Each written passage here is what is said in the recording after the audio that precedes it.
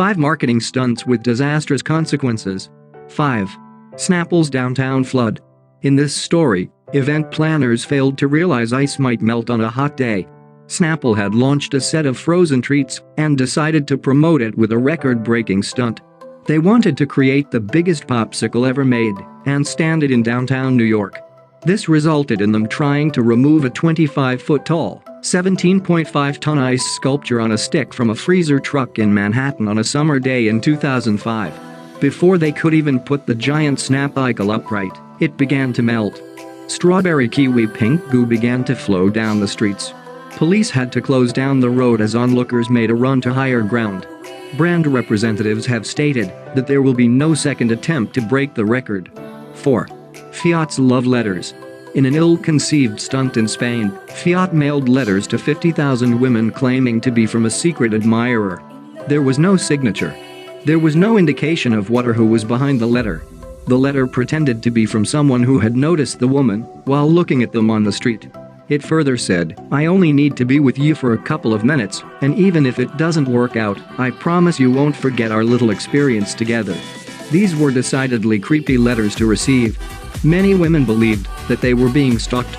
They stayed in their homes feeling fearful until a second letter arrived 2 weeks later.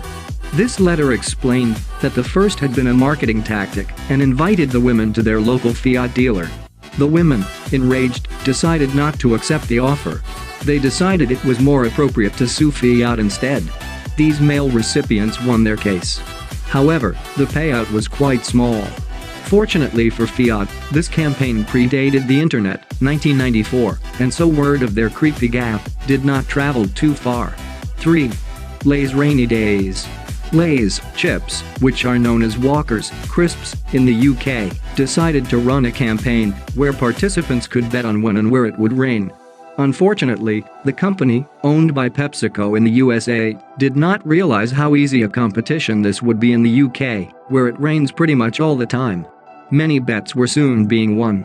Although contestants only received a payout of £10 for a correct bet, soon payouts were over $600,000, and the company could not continue. Walkers attempted to change their rules halfway through, limiting how much participants could bet. This led to backlash and a strict warning from the UK watchdog for advertising standards. They banned the campaign from taking place again. 2. Amazon's Nazi trains. As a 2015 promotion stunt for The Man in the High Castle, their new TV show, Amazon plastered New York subway cars with themed decorations.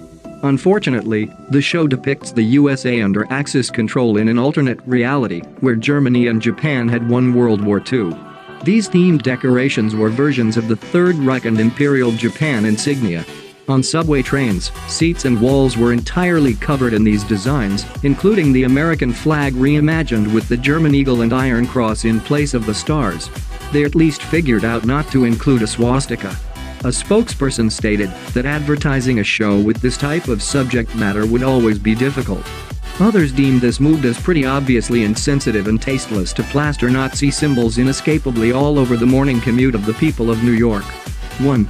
Cartoon Network's shady boxes.